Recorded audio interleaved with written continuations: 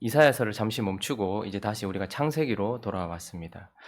창세기는 크게 세 가지 이야기를 쭉 연결해서 우리에게 들려주고 있는데요. 창세기는 창조의 이야기, 세 가지 주제 중에 첫 번째는 창조의 이야기로 시작해서 창조의 이야기를 우리에게 들려줍니다.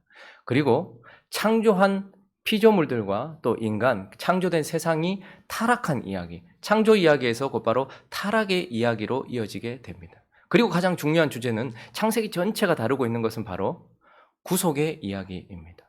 창조, 타락, 그리고 구속의 이야기인데 이 구속, 하나님께서 타락한 인류와 하나님의 백성들을 구원하기 위한 구속의 이야기가 하나님께서 선택하신 사람들을 통하여서 이어지고 있기 때문에 창세기를 또한 족장의 이야기 이렇게 말하고 있습니다. 하나님은 창조하셨고 우리는 타락했는데 이 타락한 인류를 구원하기 위하여 그 중에 얼마를 구원하시기 위한 구원의 이야기, 구속의 이야기가 펼쳐지는데 그것을 위하여서 하나님은 이 구속을 위하여서 세상과 아브라함을 구별하십니다. 구속을 위하여 그렇게 하십니다. 그래서 먼저 아브라함을 구원하시죠. 그리고 아브라함을 통하여 구속의 이야기를 이어가십니다. 그리고 그의 아들 이삭과 세상을 구별하십니다. 그래서 이삭을 통하여서 구속의 이야기, 그래서 아브라함의 이야기, 이삭의 이야기는 구속의 이야기인 것입니다. 그리고 이제 그 이삭 안에 쌍둥이 형제가 있습니다. 하나님은 세상과 아브라함과 이삭을 구별하셨을 뿐만 아니라 이삭 안에서 이제 누구를 구별합니까? 약속의 아들 야곱과 육의 아들 에서를 구별하십니다. 구속을 위하여서 하나님은 야곱을 또 따로 구별하신다라는 것입니다. 그래서 우리가 지난번 살펴보았던 본문 36장까지는 이 이야기를 이어오면서 이제 구별시킨 에서의 이야기로 마무리를 지었습니다. 그래서 에서의 이야기의 결론이 무엇인가 하면 36장으로 한번 가볼까요? 36장 1절 말씀을 한번 보죠. 자, 한번 읽어보겠습니다. 시작. 에서 곧 에돔의 족보는 이라니. 족보, 톨레돗. 그러니까 에서의 이야기, 이제 에서의 이야기는 이러하니라라고 펼쳐지면서 이 이야기의 결론이라고 말할 수 있는 6절부터 8절까지를 우리가 한번 또 읽어보겠습니다. 시작. 에서가 자기 아내들과 자기 자녀들과 자기 집의 모든 사람과 자기의 가축과 자기의 모든 짐승과 자기가 가나안 땅에서 모은 모든 재물을 이끌고 그의 동생 야곱을 떠나 다른 곳으로 갔으니 두 사람의 소유가 풍부하여 함께 거주할 수 없음이러라. 그들이 거주하는 땅이 그들의 가축으로 말미암아 그들을 용납할 수 없었더라. 이에 에서 곧 에돔이 세일산에 거주하니라. 6절을 다시 한번 가보시면 결론이 무엇입니까? 그들은 약속의 땅에서 어떻게 해요? 떠나버렸다. 그리고 동생 야곱도 약속의 사람을 떠나버리고 또 약속의 땅을 그는 떠나버렸다라고 말하고 있고 8절은 그래서 결국 뭐라고 결론을 내리고 있습니까?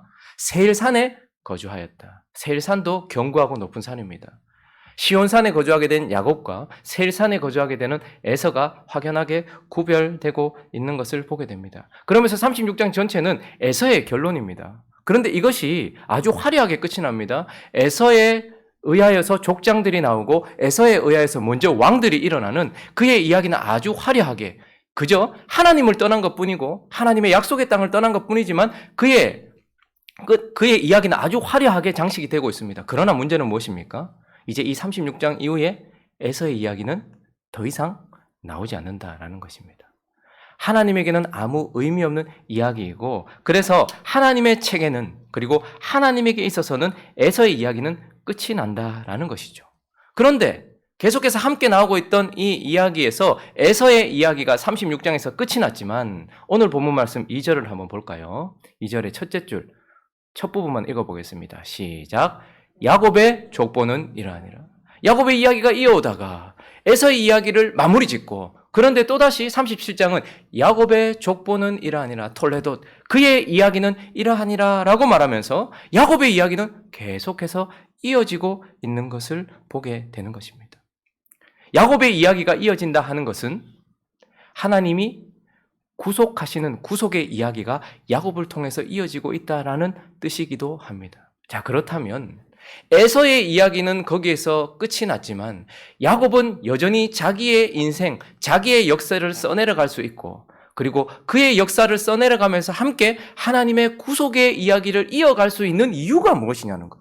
왜 야곱의 이야기는 계속해서 이어지고 있고 야곱을 통하여 구속의 이야기는 계속해서 이어지고 있는가? 오늘은 그 이유를 살펴보려고 합니다. 첫 번째는요, 단도직입적으로 아버지 때문이다. 아버지, 이렇게 말씀하고 있습니다. 왜 야곱의 이야기는, 그리고 야곱을 통한 구속의 이야기는 계속해서 이어지는가? 아버지 때문이다 라고 말합니다. 3절에도 보면 이스라엘이라고 표현했는데 13절 한번 볼까요? 13절의 주어가 누굽니까? 13절의 주어가 이스라엘이 이렇게 나오죠. 하나님은 야곱이라고도 부르시고 이스라엘이라고도 부르시고, 그래서 야곱은 구원받은 우리의 표상이기도 하고 우리의 모습을 드러내고 있죠. 그리고 그가 이스라엘이 되었다라고 말하고 있습니다. 그의 처음 시작은 야곱이었지만 하나님에 의하여 이스라엘이 되었습니다. 자, 그런데 그가 이스라엘이 되었고 또 1절 말씀을 와보시면 1절 읽어볼까요? 시작. 야곱이 가나안 땅 곧 그의 아버지가 거류하던 땅에 거주하였으니. 야곱은 이스라엘이 되었습니다. 그리고 이제 돌아와 아버지가 거류하던, 방황하던, 그리고 그렇게 정착하지 못했지만 거기에 머물렀던 그곳에 드디어 가나안 땅, 약속의 땅에 거주민이 된 이유가 무엇입니까? 그것은 바로 사실 그의 아버지 이삭 때문이었습니다. 이삭이 에서가 아닌 야곱을 축복했기 때문이었습니다. 그리고 또 그가 이스라엘이 될 수 있었던 이유도 이삭이 야곱을 밧단 아람으로 보냈기 때문이었습니다. 자, 그러나 우리는 다 알고 있습니다. 그가 이스라엘이 되고 이제 약속의 땅에 거주하게 된 이유가 그의 아버지 이삭 때문이기도 하지만 실질적인 이유는 그의 육신의 아버지 이삭을 통하여 역사하신 하나님 아버지 때문에 사실 야곱이 이스라엘이 되고 그가 약속의 땅에 거주하게 되었다라는 것을 우리는 알고 있는 것입니다. 그래서 사실 하나님은 이삭은 에서를 축복하고 싶었지만 하나님의 섭리 가운데 하나님께서 이삭을 통하여 야곱을 축복해 주신 것이죠. 그리고 하나님께서 이삭은 그를 결혼의 문제 때문에 밧단 아람으로 보냈지만 하나님은 이삭을 통하여 야곱을 밧단 아람 그곳으로 보내어서 그를 연단시킵니다. 하나님께 합당한 사람으로 하나님 아버지께서 그를 연단하셨습니다. 그리고 그 연단의 끝에서 얍곡강에서 하나님이 그분의 얼굴을 보여주셨죠. 그것도 야곱이 찾은 것이 아니라 하나님이 먼저 와서 씨름을 거셨고 하나님이 밤새 그를 씨름하셨고 그의 환도뼈를 치시면서 그를 꺾으셔서 꺾어진 그에게 새벽을 허락하셨고 아침을 허락하시며 하나님의 얼굴 분예를 허락하신 것입니다. 하나님이 그렇게 하셨습니다. 그러나 그런 축복 가운데서도 이름이 이스라엘로, 존재가 이스라엘로 바뀌었음에도 불구하고 하나님께로 오지 않고 세겜에서 방황하고 있던 그를 고난이라는, 아픔이라는 것을 통하여서 어떻게 합니까? 모든 우상을 버리게 하시고 베델로 올라오게 하셔서 이제 하나님과 직접 교제하는 존재로 만드시고 급기야는 오늘 본문 말씀에 그 아버지는 거류했지만 그는 그 땅에 거주하는 이제 약속의 땅에 그 백성으로서 그곳에 서게 하셨다라는 것입니다. 그러니 그가 구원을 받고 그를 통해서 하나님의 구속의 이야기, 우리는 야곱의, 벌레 같은 야곱의, 부족한 야곱의 이야기를 보는 것이 아니라 그런 야곱을 통하여서 야곱을 구원하시는 하나님의 이야기와 그 야곱을 통하여서 세상과 열방을 구원하시는 하나님의 이야기를 보게 된다는 것이죠. 누구 때문입니까? 바로 아버지 때문이다라고 말씀하는 것입니다. 자, 그리고 두 번째, 에서의 이야기는 끝이 났지만 야곱의 이야기는 그의 역사뿐만 아니라 그를 통해서 하나님의 구속의 이야기가 계속해서 이어지는 이유는 단도직입적으로 아들 때문이다 이렇게 말씀하고 있습니다. 자, 2절 말씀을 다시 한번 보시면 참 희한해요. 자세히 보시면요. 첫째 줄을 한번 읽어볼까요? 시작. 야곱의 족보는 이러하니라 요셉이 17세의 소년으로서. 자, 우리는 지금 야곱의 족보, 야곱의 이야기는 이러하니라라고 야곱이라고 쓰고 그리고 요셉이라고 읽고 있습니다. 37장부터 50장, 창세기가 마쳐지는 데까지 주인공은 누구처럼 보입니까? 누구 이야기가 계속해서 이어질까요? 그렇습니다. 요셉의 이야기가 계속해서 펼쳐져요. 그런데 희한하죠? 분명히 37장을 시작하면서 36장에서는 하나님이 구별하신 약속의 사람을 통해서 하나님은 그를 구원하시고 그를 통해서 구원의 역사를 이루시기 때문에 에서 이야기는 딱 끝을 내십니다. 그리고 37장을 시작하시면서 하나님은 야곱의 이야기, 야곱의 족보는 이러하니라 라고 말씀하시면서 계속해서 요셉의 이야기를 50장까지 펼쳐내고 있는 것입니다. 왜 그럴까요? 야곱의 이야기, 구원받은 야곱. 하나님의 은혜로 구속받은 이스라엘의 이야기는 그의 아들 때문에 이어지고 있기 때문에 그렇습니다. 아들로 인하여 이어지고 있기 때문입니다. 아들을 통하여서 야곱의 이야기가 이어지고 있기 때문입니다. 그래서 그 아들을 오늘 본문은 조금 구체적으로 우리에게 소개해주고 있는데 그 아들의 이름을 요셉이라고 하면서 그 아들이 어떤 아들인지 3절을 한번 볼까요? 3절을 보면 이스라엘이 여러 아들들보다 그를 어떻게 해요? 더 사랑하여 채색 옷을 입힌 아들. 그러니까 그 아들은 그의 특징이 무엇이냐면 아버지에게 특별한 사랑을, 채색 옷은 왕들 입는 옷이었습니다. 그러니 왕처럼 여겨지는 아버지에게는 특별한 사랑을 받는 아들입니다. 그러나 4절을 넘어가 보시면 4절에 보면 그의 형들이 아버지가 형들보다 그를 더 사랑하는 것을 보고 그를 어떻게 했대요? 미워했다. 5절도 보시면 그들이 그를 더욱 미워했다. 아버지에게는 특별한 사랑을 받았지만 그의 형들, 특별히 2절에는 빌하와 실바의 아들들, 그러니까 종의 아들들. 빌하와 실바는 종이었죠. 몸종이었단 말입니다. 그러나 야곱의 부인이 되었습니다. 어쨌든 종의 아들들. 이 요셉과는 태생적으로 다른 그런 종의 아들들에 의하여서는 특별한 미움을 받았던, 아버지에게는 특별한 사랑을 받고 종들에게는, 종의 아들들에게는, 형제들에게는 특별한 미움을 받은 아들이 그 아들의 특징인데 무엇보다도 요셉이라는 아들의 특징은 무엇입니까? 꿈을 담고 있는 아들이에요. 그래서 5절을 보시면 그가 이렇게 말하죠. 요셉이 꿈을 꾸고 자기 형들에게 말하며 그들이 그를 더욱 미워하였더라. 이렇게 말하고 있죠. 6절을 읽어볼까요? 6절 시작. 요셉이 그들에게 이르되 청하건대 내가 꾼 꿈을 들으시오. 이 말은 무슨 말입니까? 요셉 스스로가 자기가 꾼 것이 아니고 하나님이 요셉에게 꾸게 하신 그 꿈에 대하여 말하고 있는 것입니다. 그러니 요셉은 어떤 사람입니까? 꿈이란 하나님께서 자기의 뜻과 계획을 땅에 있는 사람들에게 계시하시는 수단을 말하는 것입니다. 그러니 그가 꿈을 품고 있다라는 것은 하나님의 계획과 뜻을 품고 있는 자, 하나님의 뜻과 계획을 가진 자, 하나님의 뜻과 계획을 풀어낼 자, 그런 아들이다라고 말씀하고 있는 것이죠. 그리고 또 그 아들은 이 꿈을 통하여서 어떤 아들인가 7절을 보시면 우리가 잘 알죠. 그 꿈이 무엇입니까? 밭에서 곡식단을 묶었는데 요셉의 단은 일어나고 나머지는 다 엎드리는 거예요. 배경이 어디입니까? 밭입니다. 땅입니다. 땅에서 높임을 받는 아들. 그리고 10절을 보면 네가 왕이 되겠느냐? 네가 우리를 다스리겠느냐? 이렇게 말하고 있죠. 8절에 보면. 그리고 9절도 읽어볼까요? 이제 9절 읽습니다. 시작. 요셉이 다시 꿈을 꾸고 그 형들에게 말하여 이르되 내가 또 꿈을 꾼즉 해와 달과 11별이 내게 절하되었다. 자, 이번에는 꿈을 연거푸 2번 꿨다는 것은 하나님께서 확실하다라는 증거를 나타내시는 수단인데, 그런데 배경이 이제는 또 어디입니까? 하늘입니다. 그러니까 그 아들은 그들이 말하는 것처럼 네가 왕이 되겠느냐, 우리를 다스리겠느냐라고 말했던 땅에서도 높임을 받고 하늘에서도 높임을 받을 아들, 이런 뜻이죠. 자, 그리고 이 아들의 특징은 14절 말씀 한번 읽어보겠습니다. 14절 시작.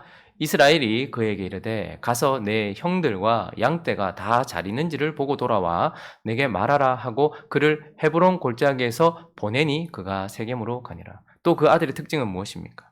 그 아들은 가서 내 형들과 양떼가 다 잘 있는지라고 번역된 다 잘 있는지는 샬롬입니다.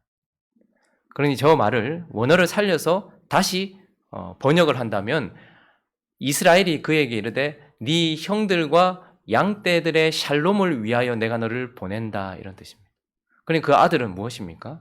형제들을 살리기 위하여, 양떼들을 살리기 위하여 보냄을 받는 아들입니다.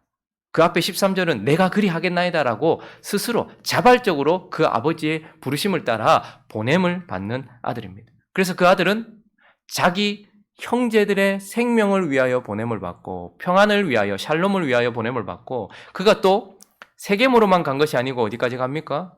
결국은 세상 끝 이집트까지 갑니다. 그래서 열방을 살리기 위해 보냄을 받는 아들입니다. 그러니 그 아들의 특징들을 오늘 본문 말씀에서만 살펴봐도 이 아들, 야곱의 아들이 누구를 가리키는 것일까요?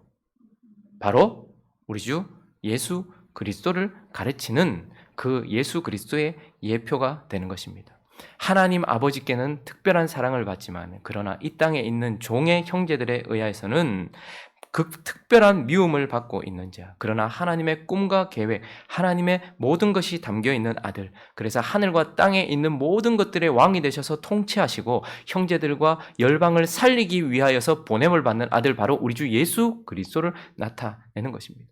그러니 야곱의 이야기가 계속해서 이어지는 이유는 표면적으로는 그의 아들 요셉 때문이지만 하나님은 그의 아들 요셉을 통하여 보여지는 하나님 아버지의 아들 예수 그리스도 때문에 이 야곱의 이야기가 계속해서 이어지고 있다라고 말씀하고 있는 것입니다.